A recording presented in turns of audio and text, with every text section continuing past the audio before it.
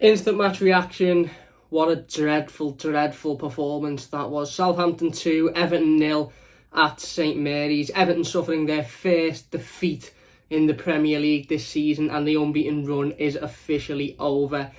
That was the type of performance that we'd come to expect last season. That was the type of performance that we were seeing consistently week in, week out last season. No urgency, no energy, no intensity, no fight, no desire, just completely flat. And, I wouldn't even say second to every ball today. We weren't even third or fourth to every ball. Every ball that dropped, Southampton either picked up or Everton just stopped and waited for Southampton to go and get it again. It was a shocking performance. The midfield was nowhere to be seen. There was no creativity. There was nothing for Dominic Calvert-Lewin to latch onto or to, create anything off. Defensively, we were really, really poor. Ben Godfrey was targeted completely down that left-hand side of Southampton. And they obviously knew that he was a young centre-back coming in, playing his first full Premier League game for Everton and playing out of position at right back, so they targeted heavily down that right hand side of our defence, and there was nobody to help Ben Godfrey, and he was caught out of position 3 or 4 or 5 times in the first 25 minutes. And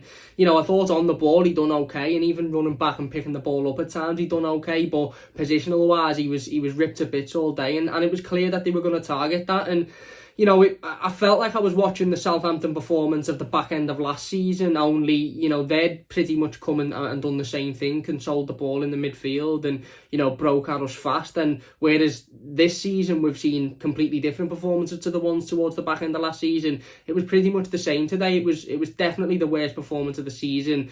I've seen some people even say it's the worst performance under Carlo Ancelotti, and I think it could be up there, to be perfectly honest with you. We just had absolutely nothing.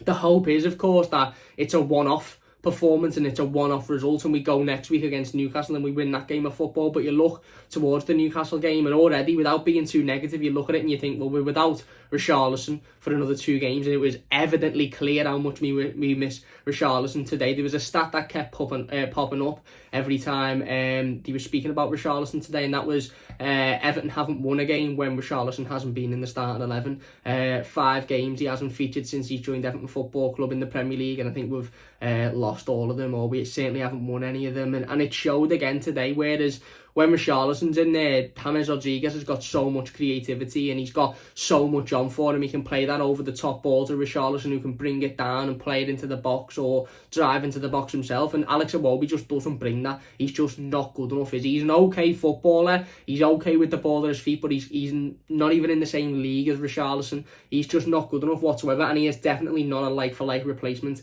either. He's not a winger for me whatsoever.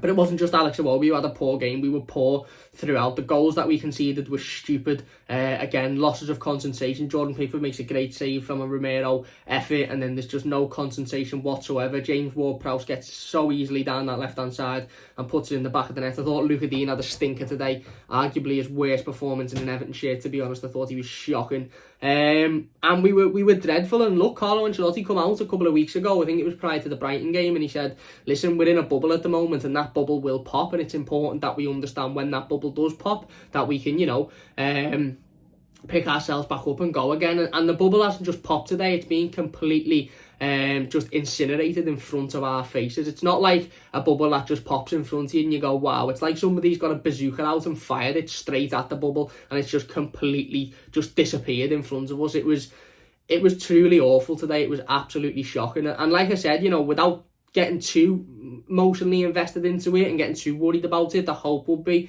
that it's a one-off and that it was a performance that, we won't see many more of this season. And the hope is that Carlo Ancelotti will get them in the changing room and say, listen, that isn't good enough whatsoever. We cannot perform like that again this season. But we've seen it now. We've seen it with the likes of Alan, Abdoulaye Doucouré, James Rodriguez in the team. We've seen us perform like that. We've seen us not look interested. And that was the most disappointing thing, I think, arguably for me today. Wasn't necessarily the performance or the fact that we basically handed Southampton the 3 points by not turning up. It was the fact that we didn't look interested. There seemed to be no intensity. There was no energy. There was no fight. Nobody seemed arsed. And that for me is the most concerning thing. It's okay losing a game of football. If we'd have lost the Merseyside derby, you could say, okay, it's not ideal losing, but sorry, sore throat there. But at least we showed some fight to get back into the game. At least we showed some effort. At least we showed some energy to come back from 2-0 down and get back into the game. Whereas today, We had an entire half.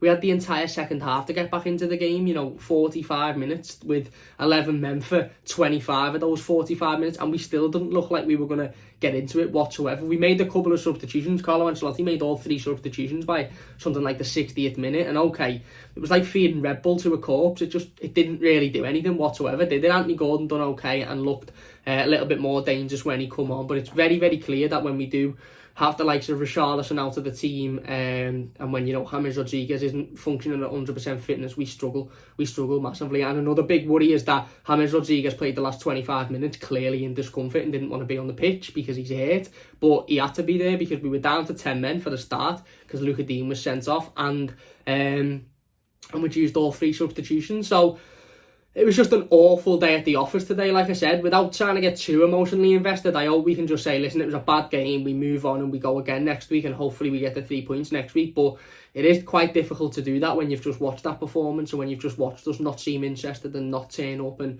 just seem completely flat and void of any ideas whatsoever. Defensively, we were really, really poor. Like I said, we massively missed Seamus Coleman, and I don't sit here and put a load of blame on Ben Godfrey, and I'm not going to sit here and rip him to bits because I thought he wasn't helped today by anybody around him.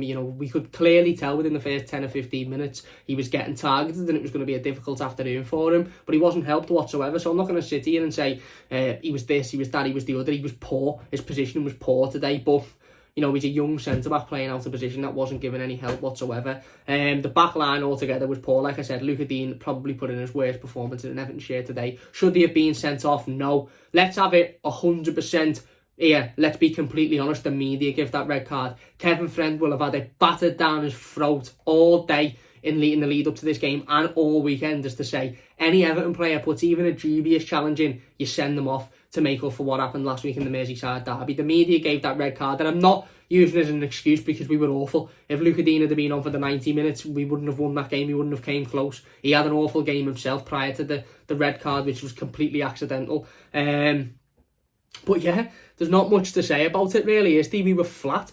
There was nothing. There was absolutely nothing whatsoever, and it was worrying. Like I said, you look at the previous 5 performances in the Premier League and think, right, okay, hopefully that was a one-off, but it's going to take a big reaction against Newcastle next time out, and we probably won't have Digne unless Everton appeal it, which I'm not too sure we will appeal it, and even if we do, I don't think it'll be overturned. We'll be without Richarlison, we could be without James Rodriguez depending on his condition. We'll probably still be without Seamus Coleman as well. So again, a fantastic start to the season. It is still a fantastic start to the season in the grand scheme of things, and you'd have looked at the run and the results that we've had before the start of the season, you'd have thought that's a great start, but today was atrocious, and you can only judge off your last game of football, and that was poor today. It was really, really poor. But there you go, not much else to say about it, to be honest with you. Let me know your thoughts on it in the comment section down below. If you have enjoyed, please do hit that like button. We'll have the play ratings up shortly as well, so don't forget to check those out. Let me know your thoughts on it, and yeah, hopefully it was a one-off, hopefully it was a isolated performance, but we were shocking today. We were absolutely shocking. Please leave a like if you've enjoyed, subscribe if you're new, and I'll see you soon.